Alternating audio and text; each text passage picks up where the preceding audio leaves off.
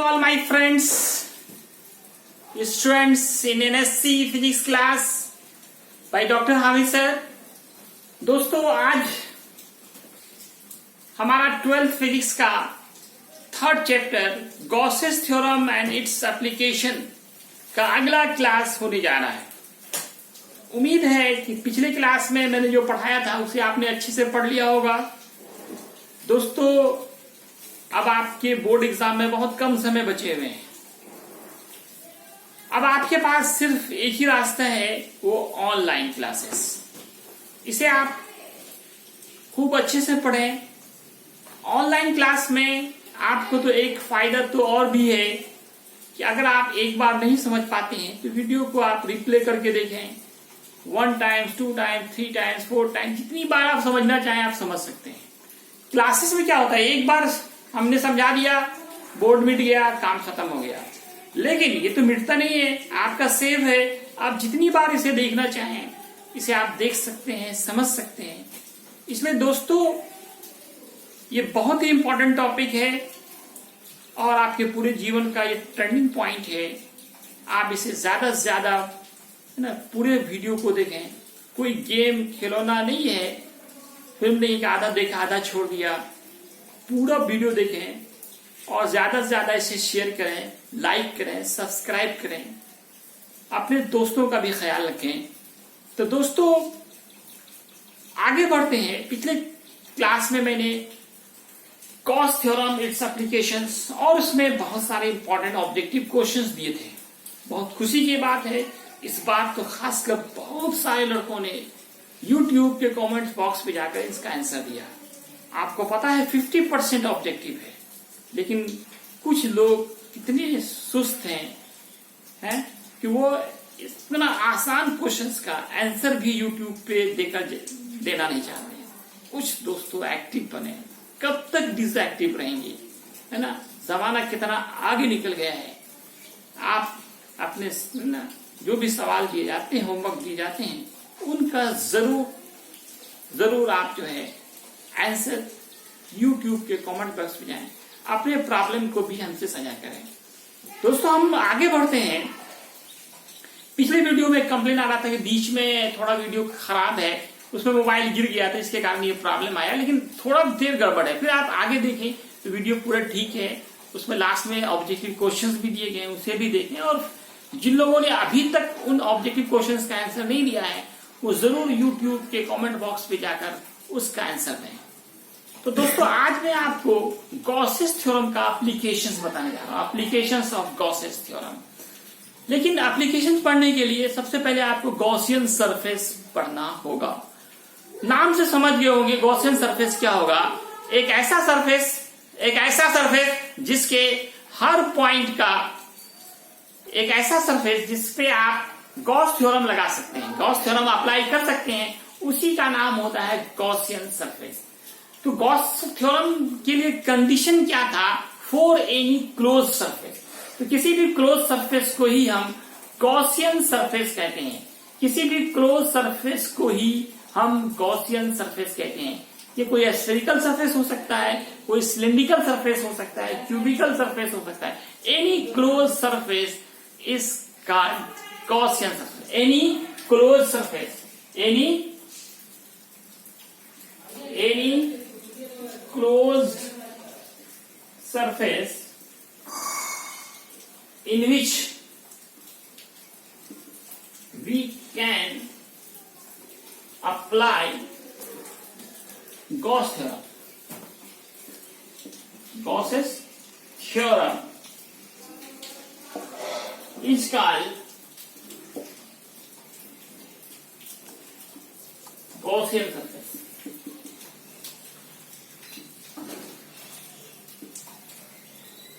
Example: a spherical surface,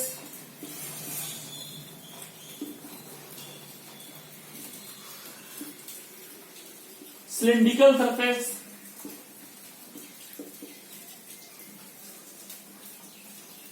cubical surface,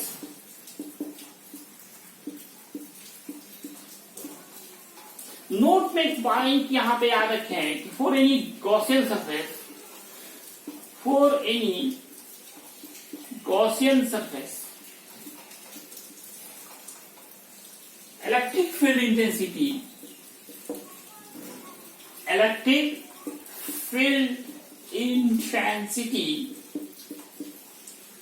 remains same at each and every point of surface.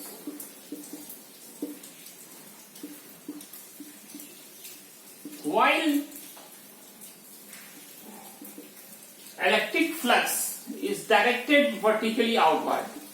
Electric flux is directed vertically outward. Vertically outward. अगर example ले रहा हूं कि अगर कहीं पे कोई पॉइंट चार्ज है, इसका गॉसियन सरफेस खींचना है, तो आप इसके लिए एक स्फीयर बनाएंगे। गॉसियन सरफेस क्या है? एनी क्लोज सरफेस, कोई भी बंद सरफेस जिसमें in which we can apply Gauss's theorem. नाम से ही पता चल रहा है गॉसियन सरफेस जिसमें गॉस थ्योरम लगाए जा सकते हैं, अप्लाई किए जा सकते हैं, उसी का नाम गॉसियन सरफेस है। इसमें स्फेरिकल भी हो सकता है, सिलेंड्रिकल भी सरफेस हो सकता है, या क्यूबिकल सरफेस हो सकते हैं। यहां पे एक बहुत इंपॉर्टेंट पॉइंट है कि किसी भी गॉसियन सरफेस के हर पॉइंट का इलेक्ट्रिक फील्ड इंटेंसिटी का वैल्यू सेम होता है, और इलेक्ट्रिक फ्लक्स का जो डायरेक्शन होगा वह वर्टिकली आउटवर्ड होगा। मैं कुछ एग्जांपल बताना चाह रहा हूं कि अगर कोई छोटा सा चार्ज हो Q, इसका आपको गॉसियन सरफेस खींचना है, तो आप इसको सेंटर मानते हुए है ना R रेडियस का एक आप स्फीयर खींचेंगे। यहाँ इनका जो गॉसियन सरफेस होगा वो स्फेरिकल सरफेस होगा। एक स्फीयर ड्रॉ करेंगे, इसका रेडियस सेंटर चार्ज हमारा बिल्कुल बीच में होगा। तो किसी पॉइंट चार्ज के लिए एग्जांपल हो गया गॉसियन सरफेस क्या होगा? एक स्फेरिकल सरफेस होगा। अब इस स्फेरिकल सरफेस के हर पॉइंट पर इलेक्ट्रिक फील्ड इंटेंसिटी का मान सेम होगा, और इलेक्ट्रिक फील्ड इंटेंसिटी का डायरेक्शन किधर होगा? इलेक्ट्रिक फ्लक्स का डायरेक्शन किधर होगा? तो वर्टिकली आउटवर्ड होगा। हर पॉइंट पे, इस पे भी वर्टिकली आउटवर्ड, इस पॉइंट पे भी वर्टिकली आउटवर्ड होगा। लेकिन अगर कोई लाइन चार्ज है, एक लाइन चार्ज है, एक स्ट्रेट लाइन है, उस पे चार्ज है, इसको हम लाइन चार्ज कहते हैं। इसके लिए गॉसियन सरफेस खींचना हो तो हम लोग एक सिलिंड्रिकल सरफेस लेते हैं। एक सिलिंड्रिकल सरफेस खींचा जाएगा इक्वल डिस्टेंस पे। इसको आप लाइन चार्ज पे एक्सिस मान लेंगे सिलेंडर का, और एक सिलेंडर खींच लेंगे। तो किसी लाइन चार्ज के लिए गॉसियन सरफेस हमारा एक सिलिंड्रिकल सरफेस होगा। इस सिलिंड्रिकल सरफेस के हर पॉइंट पे इलेक्ट्रिक फील्ड इंटेंसिटी का वैल्यू सेम होगा, और डायरेक्शन वर्टिकली आउटवर्ड होगा। मैं आप चाहूंगा इसका स्क्रीनशॉट ले लें, अच्छे से नोट करें। अब हम लोग दोस्तों गॉस थ्योरम के क्या क्या एप्लीकेशंस हैं। गॉस थ्योरम बहुत काम का चीज होता है, इससे कई तरह के फॉर्मूले आप ड्राइव कर सकते हैं, उसी को हम कहते हैं एप्लीकेशंस ऑफ गॉसेस थ्योरम। तो मैं आपको अब गॉस थ्योरम के एप्लीकेशन बताने जा रहा हूं। 5 इंपॉर्टेंट एप्लीकेशंस हैं और 5 लॉन्ग क्वेश्चंस हैं। 5 में से कोई एक न एक बोर्ड एग्जाम में प्रायः जनरली पूछे जाते हैं, चाहे वो बिहार बोर्ड हो या सीबीएसई बोर्ड हो, दोनों में गॉस थ्योरम की एप्लीकेशंस पूछे जाते हैं। तो दोस्तों पिछले साल मैंने क्या देखा कि क्वेश्चंस जो एप्लीकेशन का था, गॉस थ्योरम का एप्लीकेशन के हेल्प से आप या तो स्फेरिकल सरफेस, सिलिंड्रिकल सरफेस या थिन चार्ज के लिए इलेक्ट्रिक फील्ड इंटेंसिटी निकालें, और लड़कों ने गॉस थ्योरम लिख के चलाया। क्वेश्चंस को पूरा पढ़ना है, आधा क्वेश्चन पढ़ने से काम नहीं चलेगा, जानते हुए आप गलत कर देंगे। सिर्फ गॉस थ्योरम नहीं पढ़ना है, पूरा क्वेश्चन पढ़ना है कि गॉस थ्योरम लिखने आ रहा है कि उनका एप्लीकेशन लिखने आ रहा है। इसलिए मैं आपसे रिक्वेस्ट करूंगा कि एग्जामिनेशंस में कूल माइंड होकर क्वेश्चन पहले पढ़ना है, फिर आगे सॉल्व करना है। तो एप्लीकेशंस ऑफ गॉस थ्योरम में मैं पहला एप्लीकेशन दिखाने जा रहा हूं, ये भी एक लॉन्ग क्वेश्चन होगा। ये एक फॉर्मूला आपको डिडक्ट करने आएगा, deduction of N expression of electric field intensity, electric field intensity due to line charge or cylindrical charge, cylindrical charge। एक लॉन्ग क्वेश्चन है। क्या है क्वेश्चन? एक फॉर्मूला डिड्यूस करना है इलेक्ट्रिक फील्ड इंटेंसिटी का ड्यू टू लाइन चार्ज और cylindrical charge, किसके हेल्प से? तो with the help of Gauss theorem, with the help of Gauss's theorem.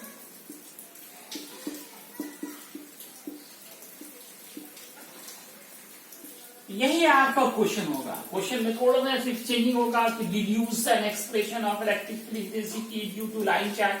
कभी एग्जामिनेशंस में लाइन चार्ज होंगे, कभी लिखा रहेगा cylindrical charge with the help of Gauss's theorem. ये गॉस थ्योरम पहले भी कर सकता है, with the help of Gauss theorem.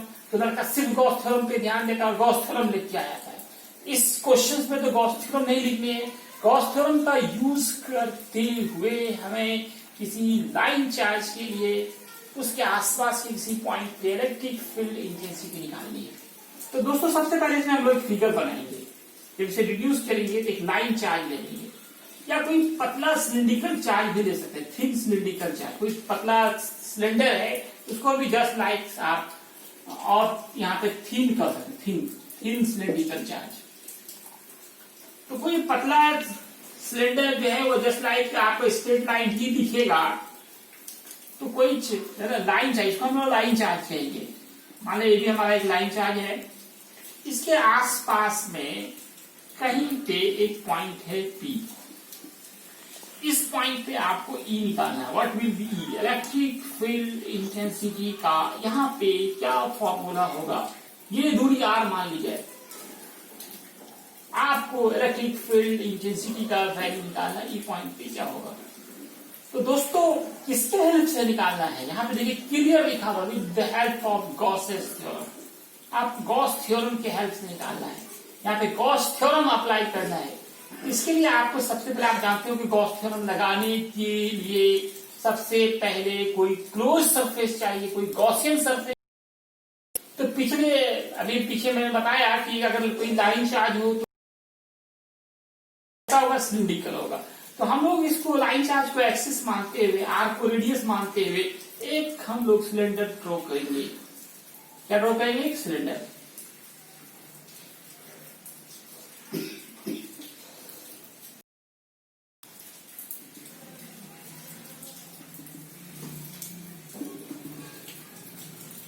एक सिलेंडर ड्रॉ करेंगे। ये लाइन चार्ज जो हमारा ए बी हो गया ना, ये एक्सिस का काम किया और जो डिस्टेंस है वो रेडियस का काम किया। यहाँ पे मैं बी पॉइंट नाम दे रहा हूँ। रेडियस तो आप देख ही रहे हैं, आ रहा है। इस पॉइंट पे आपको इलेक्ट्रिक फील्ड इंटेंसिटी निकालनी थी, इसलिए के लिए हम लोगों ने इस आर को रेडियस मानते हुए, ए बी को एक्सिस मानते हुए एक सिलिंड्रिकल चार्ज सरफेस खींचा। अब इस पॉइंट पर इलेक्ट्रिक फील्ड इंटेंसिटी का डायरेक्शन, मैंने अभी कहा कि किसी भी गॉसियन सरफेस पे इलेक्ट्रिक फील्ड इंटेंसिटी या इलेक्ट्रिक फ्लक्स का डायरेक्शन वर्टिकली आउटवर्ड होता है और एरिया वेक्टर का भी डायरेक्शन क्या होगा? वर्टिकली आउटवर्ड होगा। यही E का वैल्यू हम लोगों को यहाँ पे निकालना था with the help of Gauss's theorem. ये रेडियस कितना है आप देख सकते हैं, R। लेंथ L मान लेंगे, लेंथ L मान लेंगे कि किसी भी लेंथ का एक्चुअल में हो सकता है। लेंथ बाद में देखेंगे, आप कट जाएगा। इनफाइनाइट लेंथ भी हो सकता है। यहां पे मान के चलेंगे let A B is a line charge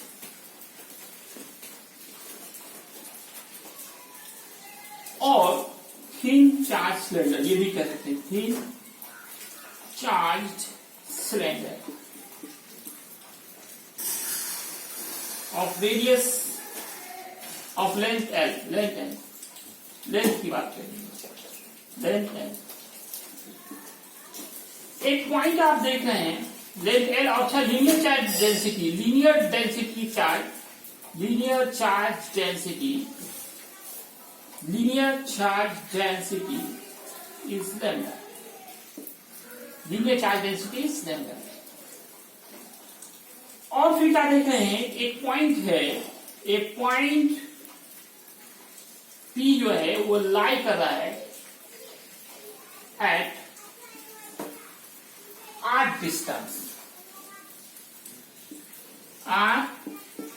distance, from line charge.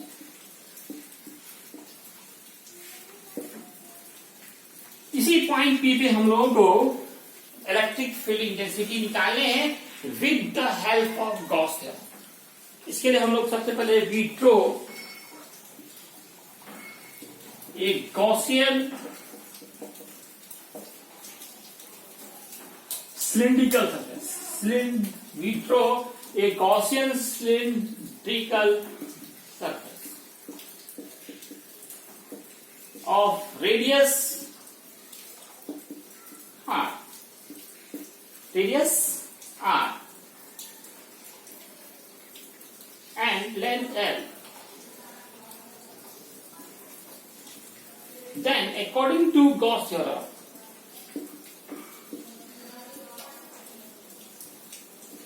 Gauss's theorem,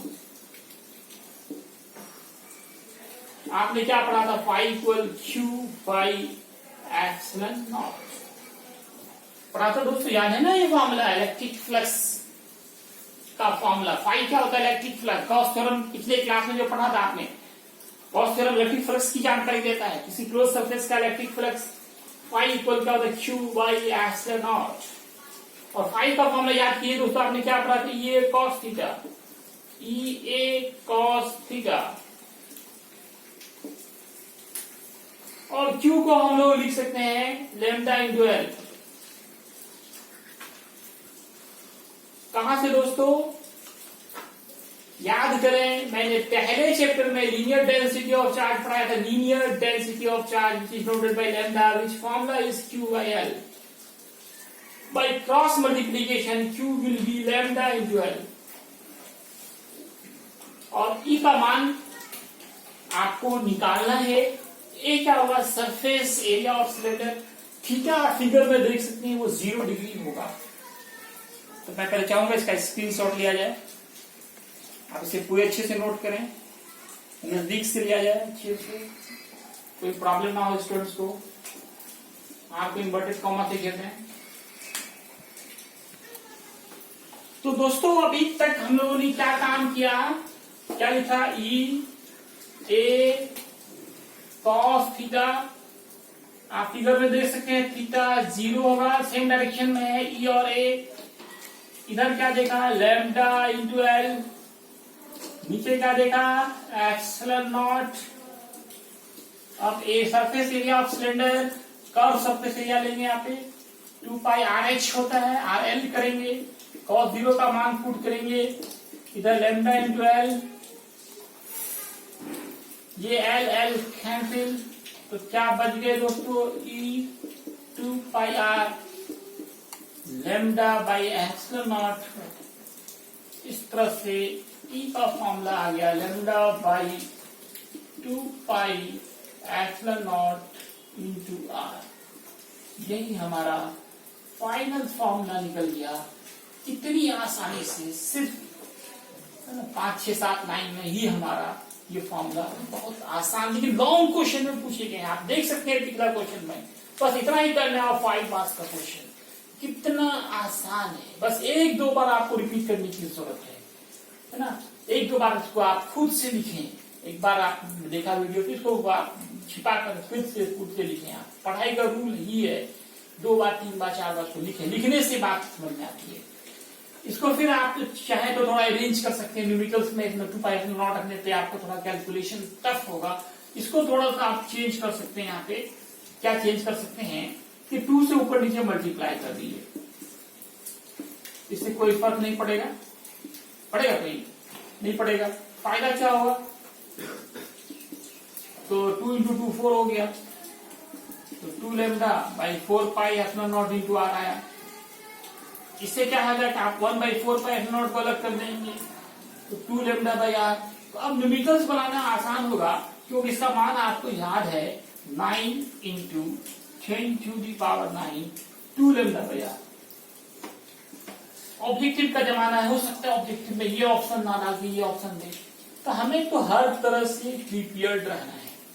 तो दोस्तों ये हमारा एक लॉन्ग क्वेश्चन था, किसी चार्ज सिलेंडर या लाइन चार्ज के लिए गॉस थ्योरम की हेल्प से किसी पॉइंट पे इलेक्ट्रिक फील्ड इंटेंसिटी का फॉर्मूला ट्राई करना। अब मैं फिर आपको कुछ होमवर्क दे रहा हूं, इंपॉर्टेंट ऑब्जेक्टिव क्वेश्चन। होमवर्क में पहला ऑब्जेक्टिव क्वेश्चन में दे रहा हूं इलेक्ट्रिक फ्लक्स के बारे में। Electric flux is dash dash quantity. कौन सा क्वांटिटी है? पहला ऑप्शन है वेक्टर, दूसरा स्केलर, तीसरा टेंसर,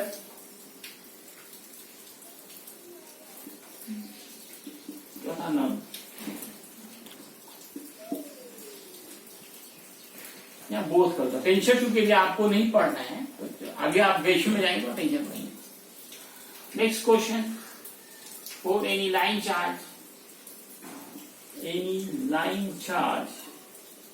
किसी लाइन चार्ज के लिए आपको चुनना है इसमें से कौन करेक्ट है। किसी लाइन चार्ज के लिए ई प्रोपोर्शनल 1/r स्क्वायर, ई प्रोपोर्शनल 1/r, ई प्रोपोर्शनल 1/r क्यूब, डी में नन। किसी लाइन चार्ज के लिए क्या होगा? The direction of electric flux at any Gaussian surface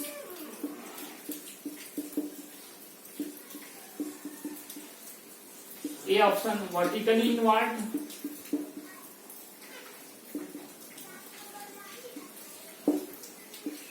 vertically outward,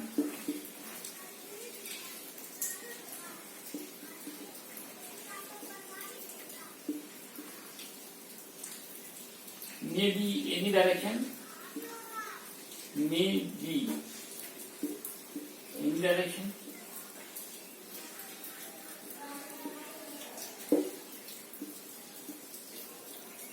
none of these। तो दोस्तों ये 3 बहुत ही इंपॉर्टेंट ऑब्जेक्टिव है। ये क्वेश्चन नंबर हमारा 1 हो गया। क्वेश्चन नंबर 1 पूछा इलेक्ट्रिक फ्लक्स कौन सा क्वांटिटी है। दूसरा, किसी लाइन चार्ज के लिए इलेक्ट्रिक फील्ड इंटेंसिटी का जो वैल्यू होता है वो इनमें से कौन सा करेक्ट रिलेशन शो कर रहा है। थर्ड में दिया जा रहा है कि डायरेक्शन ऑफ इलेक्ट्रिक फ्लक्स किसी गॉसियन सरफेस पे किधर होगा, वर्टिकली इनवर्ड, वर्टिकली आउटवर्ड, किसी भी डायरेक्शन में या इनमें से कोई नहीं। ये तीसरा क्वेश्चन हो गया ऑब्जेक्टिव। तो आप सभी जो है इन सारे सवालों का जवाब YouTube के कमेंट बॉक्स पर जरूर जरूर जरूर देने की कोशिश करें। दोस्तों 50% ऑब्जेक्टिव है, शर्माइए नहीं। कुछ अच्छा सा यूज आप है ना अपने मोबाइल का कर लें, अपने जीवन को सुधार लें। धन्यवाद।